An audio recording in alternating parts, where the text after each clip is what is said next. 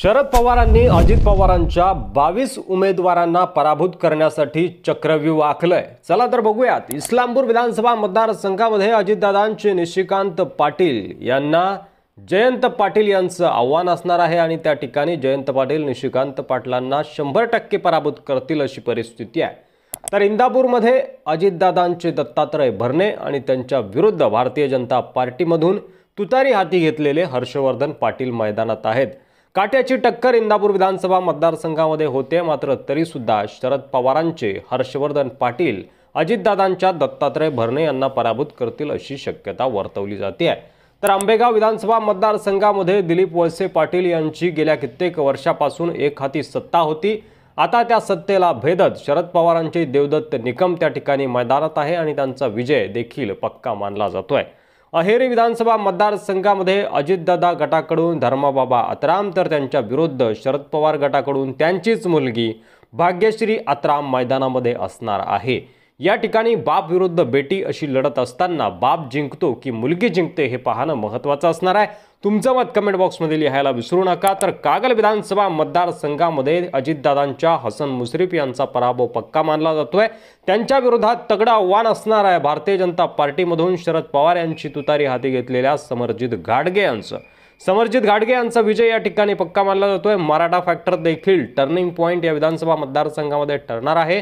तर कळवा मुंब्रा विधानसभा मतदारसंघामध्ये अजितदादांनी जितेंद्र आव्हाड यांना पराभूत करण्यासाठी नजीम मुल्ला यांना जरी मैदानात उतरवलं असलं तरी सुद्धा जितेंद्र आव्हाड यांचं स्ट्रॉंग नेटवर्क कळवा मुंब्रा या विधानसभा मतदारसंघामध्ये आहे। त्यामुळे जितेंद्र आव्हाडांचीच तुतारी या विधानसभा मतदारसंघात वाजेल आणि नजीम मुल्ला पराभूत होतील अशी शक्यता वर्तवली जाते। तुमचं मत कमेंट बॉक्समध्ये लिहायला विसरू नका। हडपसर विधानसभा मतदारसंघात अजितदादांचे चेतन तुपे तर त्यांच्या विरोधात प्रशांत जगताप यांचं आव्हान आहे। प्रशांत जगताप त्या ठिकाणी मैदान मारतील अशी शक्यता वर्तवली जाते।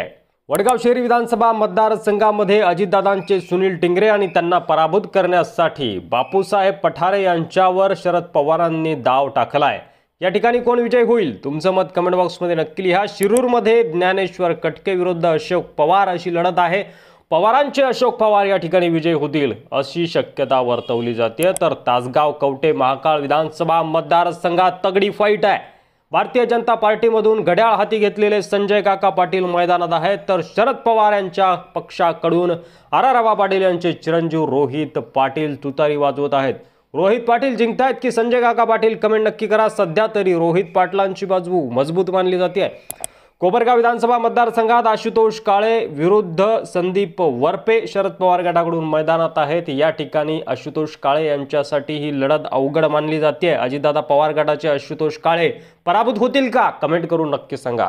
अणुशक्तीनगरमध्ये सना मलिक यांच्या विरुद्ध शरद पवारांनी फहद अहमद यांना मैदानात उतरवलंय। काट्याची टक्कर या ठिकाणी होते। तर येवला विधानसभा मतदारसंघातून ओबीसीचे दिग्गज नेते छगन भुजबळ यांना पराभूत करण्यासाठी मराठा कार्ड शरद पवारांनी खेळलंय। माणिकराव शिंदे मैदानात आहेत। टफ मानली जाते फाईट छगन भुजबळ यांच्यासाठी, मात्र या ठिकाणी भुजबळच विजय होतील अशी शक्यता आहे। तर परळीमध्ये देखील शरद पवारांनी मराठा कार्ड खेळून धनंजय मुंडे यांच्या विरोधात राजेसाहेब देशमुख यांना मैदानात उतरवलंय। मात्र या ठिकाणी देखील पवारांना धनंजय मुंडेंचा पराभव करणं शक्य होईल असं वाटत नाहीये। दिंडोरीमध्ये मात्र नरहरी झिरवळ यांच्या विरोधात सुनीता चारोस्कर मैदानात आहेत आणि नरहरी झिरवळ यांच्यासाठी ही लढाई अवघड असू शकते। काय वाटतंय तुम्हाला तुमचं मत कमेंट करा। वाई विधानसभा मतदारसंघात मकरंद पाटील विरोधात अरुणादेवी पिसाळ अशी लढत आहे। या ठिकाणी मकरंद पाटील जिंकतायत की अरुणादेवी कमेंट करून नक्की सांगा। सिन्नरमध्ये माणिकराव कोकाटे यांना शरद पवार गटाचे उदय सांगळे हे टक्कर देत आहेत। उदय सांगळे यावेळी विजयी होतील असं बोललं जातंय। तर अहमदनगर शहरमध्ये संग्राम जगताप यांच्या विरोधात अभिषेक कळमकर मैदानात आहेत।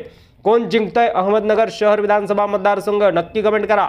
पिंपरी विधानसभा मतदारसंघामध्ये अण्णा बनसोडे यांना पराभूत करण्यासाठी सुलक्षणा शिलवंत शरद पवार गटाकडून तुतारी वाजवत आहेत। तर अकोले विधानसभा मतदारसंघामध्ये देखील अमित बांगरे अजितदादांच्या घड्याळीचा अर्थात किरण लहामडे यांचा पराभव करतील आणि अकोले विधानसभा मतदारसंघामध्ये अमित बांगरे यांचा विजय होईल अर्थात तुतारी वाजेल असं बोललं जात आहे। जुन्नरमध्ये अतुल बेनके यांच्या विरोधात शरद पवारांनी सत्यशील शेरकर यांना मैदानात उतरवलंय। त्यामुळे अतुल बेनके यांचा विजयाचा मार्ग अवघड मानला जातोय। तर पारनेरमध्ये काशीनाथ दाते यांच्या विरुद्ध निलेश लंके यांच्या पत्नी राणीताई लंके मैदानात आहेत आणि त्या ठिकाणी शरद पवार गटाकडून राणीताई लंके तुतारी वाजवतील यात कुणालाही शंका वाटत नाहीये। तर या होत्या 22 जागा ज्या ठिकाणी शरद पवार अजितदादांच्या उमेदवारांचा पराभव करतील असं बोललं जातं। यावर तुम्हाला काय वाटतंय? तुमचं मत कमेंट करा। तुमच्या मतदारसंघात कोण जिंकतंय ते देखील आम्हाला नक्की सांगा। धन्यवाद।